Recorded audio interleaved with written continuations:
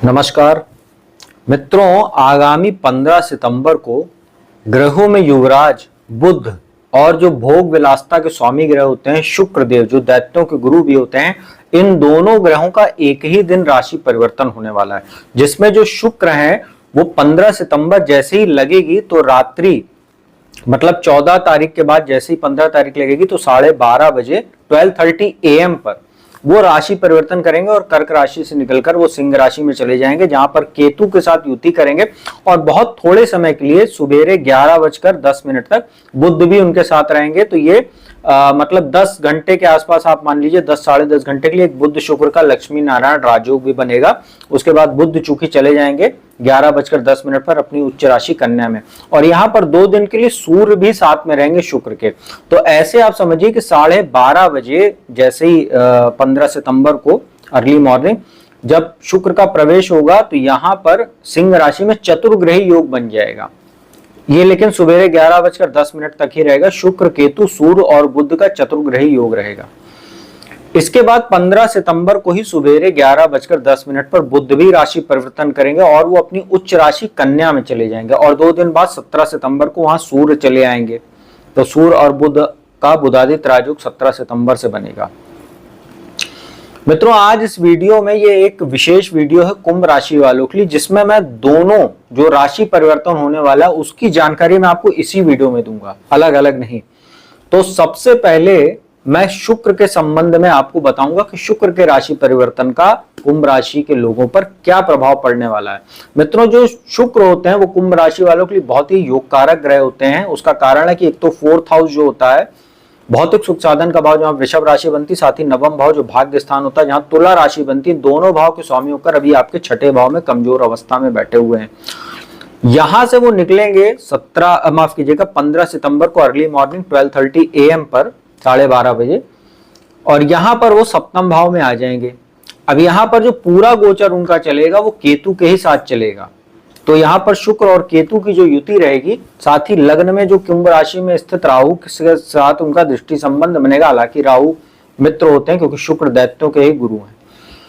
साथ ही जो कुंभ राशि होती है उसके स्वामी जो शनि होते हैं, तो शुक्र उनकी भी मित्रता रखते हैं उनके साथ। तो यह गोचर कुंभ राशि वालों के लिए बहुत विशेष रहने वाला। और 7वें भाव में शुक्र वैसे भी अच्छा प्रभाव इसलिए देते हैं क्योंकि काल पुरुष की कुंडली में यहाँ तुला राशि बनती है। तो एक प्रकार से यहाँ पर मालव्य नाम का महापुरुष राजयोग के समान भी शुक्र फल देते हैं। तो यहाँ पर शुक्र के संबंध में अगर आपको ये समझाऊं कि एक तो भाग्येश होते हैं, चतुर्थेश होते हैं और 7वें भाव में रहेंगे, तो एक प्रकार का केंद्र त्रिकोण राजयोग भी यहाँ बनाएंगे कुंभ राशि वालों के लिए। देखिए, शुक्र क्या होते हैं, वो भोग और विलासता के स्वामी ग्रह हैं।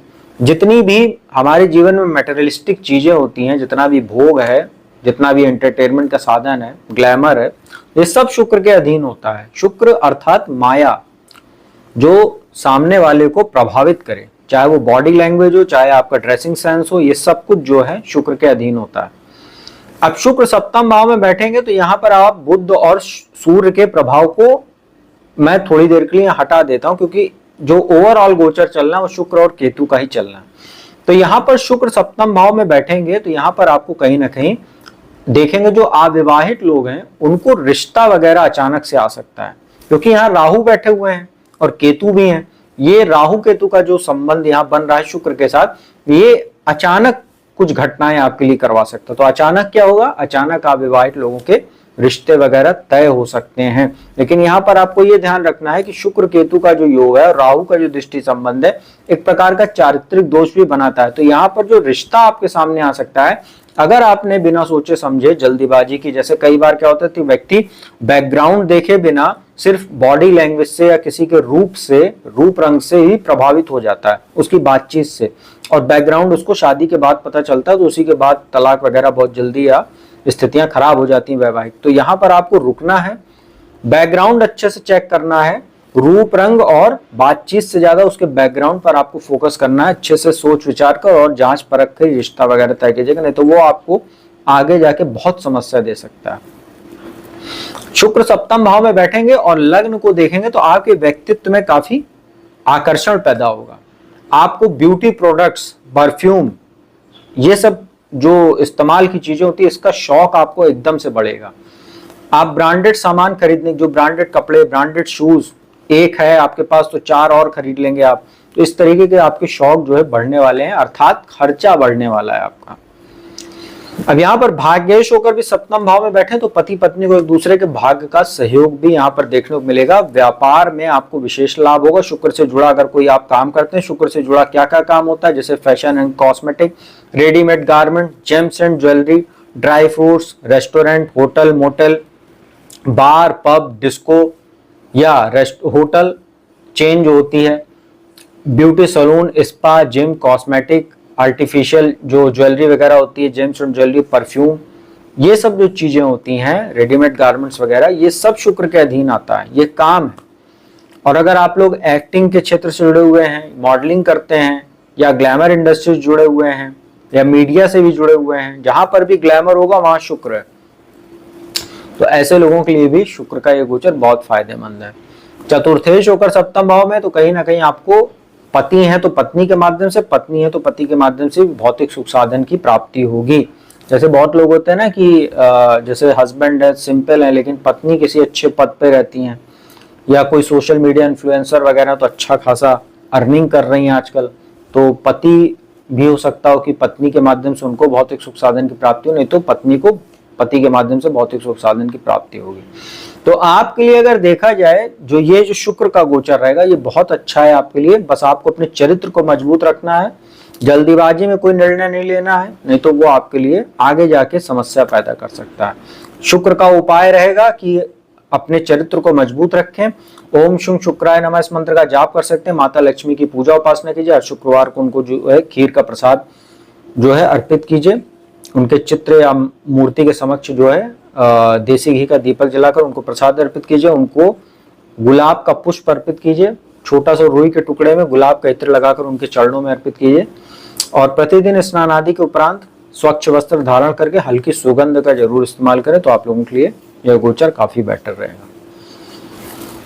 मित्रों, अब बुध के संबंध में बात करते हैं, जो 15 सितंबर को ही गोचर इनका होगा और सवेरे 11:10 पर ये राशि परिवर्तन करेंगे। और कुंभ राशि वालों के लिए जो बुध होते हैं पंचम भाव के शिक्षा संतान के साथ ही अष्टम भाव जो जीवन में होने वाली अचानक घटनाओं का भाव होता है, ज्योतिष का, गुप्त विद्याओं का, तंत्र मंत्र का भाव होता है। ये यहाँ पे गोचर होगा, सप्तम भाव से निकलेंगे, अष्टम भाव में आ जाएंगे 11:10 पर और यहाँ पर 3 अक्टूबर तक रहेंगे। और 17 सितंबर को सूर्य भी आ जाएंगे यहाँ पर, तो बुधादित्य राजयोग भी बन जाएगा और शनि के साथ दृष्टि संबंध भी सीधा बन जाएगा। मीन राशि में शनि चूंकि गोचर कर रहे हैं तो सीधा दृष्टि संबंध बनेगा, समसप्तक योग।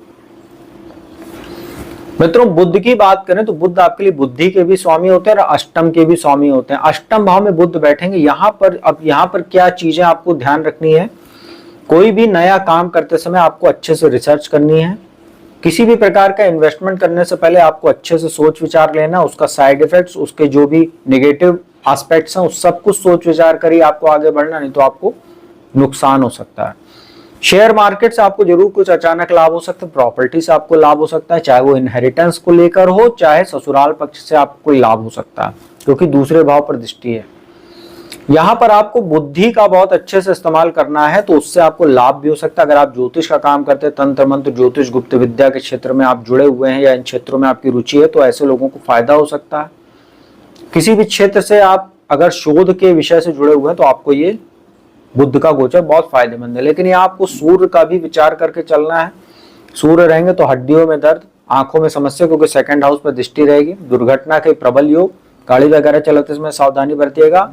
साथ ही आपको फीवर की समस्या, ब्लड प्रेशर वगैरह आपका बढ़ सकता है। अगर इन सब चीजों की समस्या है तो वो बढ़ भी सकती है, और नहीं है तो होने की संभावना बनेगी। पति पत्नी एक दूसरे के स्वास्थ्य का ध्यान रखें और वैवाहिक जीवन में भी कुछ ना कुछ समस्या, क्योंकि सप्तमेश होकर सूर्य जो है अष्टम भाव में रहेंगे। पंचमेश भी होते हैं बुध, तो यहाँ पर बुद्धि के भी जो के स्वामी होते हैं, पंचम भाव के स्वामी, तो आपके पंचम भाव को भी बलि करें, क्योंकि उच्च राशि में बैठे हुए हैं। तो कोई भी ग्रह जब उच्च राशि में होता है और दो राशियों का स्वामी होता है तो वो दूसरे भाव को भी बलि करता है।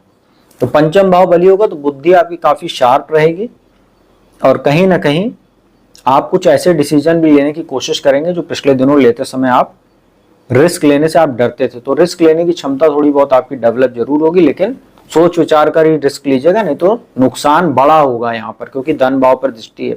सेविंग्स पर सबसे ज्यादा खतरा रहेगा।